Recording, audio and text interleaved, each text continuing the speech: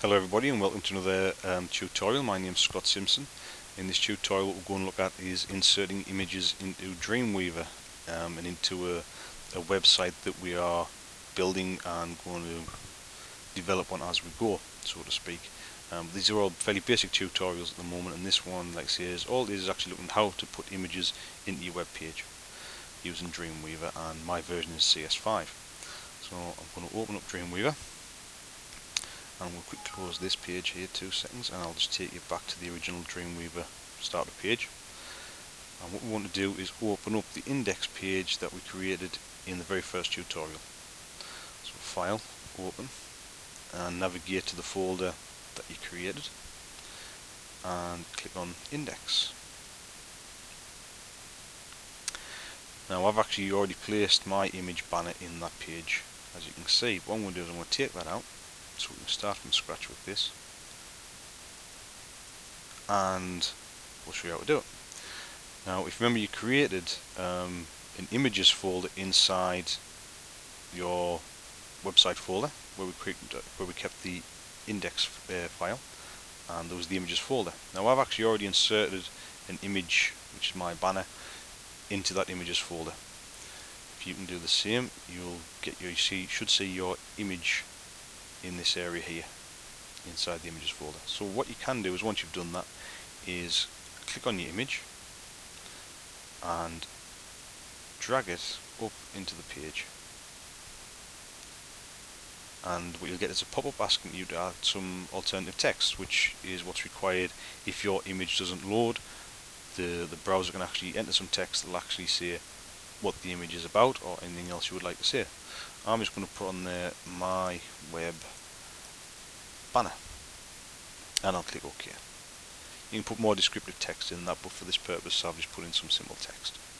Click OK, and there is my banner. And what we notice is, in the code view, the code has been created. Dreamweaver's done that automatically when we dropped our image into the page. And what we can see is it's an image tag. Inside these arrows either side, we've got IMG, which stands for image. We have SRC, which is short for source, and after the equal sign we have encased in quotation marks the location. It's inside the images / and then you have the file name banner.jpg, because that's where it's come from.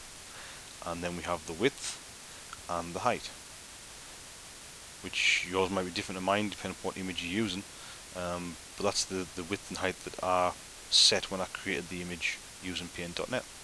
And we can also see the alt text that we put in there, which was mine saying my web banner. Now what I'm curious of is, will this actually show up in a web browser just like it would if it was on a live website? So what we're going to do is go File and Save, and then along the toolbar you should see an image that looks like a globe of the earth, and if you put your cursor over it, it'll say preview / debug in browser, and you should get a list of all the browsers that are available, or at least in Explorer or Firefox if it's your default browser perhaps. I've also installed and set this to read in Google Chrome and also Safari. So I'm going to click on Google Chrome, and then I can see there my image has appeared on the screen as if it would run on a live server, which is great. That is exactly what I want, my image shown in the web browser as if it was live. But I'm going to close that browser now, and what I'm going to do is select the image, and now I'm going to take a look at the properties of the image further down the page here, and we can see that the image size, we can see the width and the height, which we can change if we want. It's not really a good idea to change images so much in Dreamweaver or any other editor really, because they can end up rendering different in different web browsers as far as how fine a quality you'll actually get. Generally it's best to create your images using image editing software to a standard size and actually use that image as you've made it without resizing it. Sometimes you can get away with it, but not very often, depending upon what kind of image it is and how much detail, etc. Then we can also see there's the source, which is where the image is saved to. You have the alt text that we created before, and something that says class, which is if you assign a CSS class to it, which you could use for alignment and various other things. We have something called link, where we can add a hyperlink to the image, and we can do that by clicking the open folder button. And you will notice on a lot of websites, if you click on the main banner of any website, it'll always take you back to the home page. So if we select index, which is our home page, and click OK, we can now actually see that the image itself should have a blue border just faintly around the image itself. But we can also know that a link's been added because there's been some code added to our image. Before the image tag itself, we now have a href tag, which is actually a linking tag, and we can see that the link is actually being sent to index.html. It actually surrounds the whole image itself because there is the closing link tag at the end there. So we know we now have a link also on the image.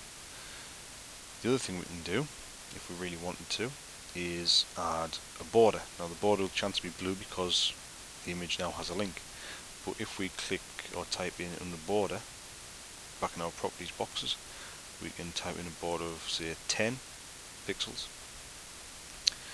and you can see that the border is 10 pixels all the way around. And again, can we test this in the browser? So again, it's File, Save, and back to our browser button, and open up in your browser. And now you can see that the border has changed colour potentially because the page has already been opened in the browser. Instead of being blue, it's purple. And when you put your mouse over it, you can see that your pointer becomes a clickable finger like it would on any other hyperlink across the entire image. And that would send us back to our index page. Okay, so what we've actually done there is inserted an image.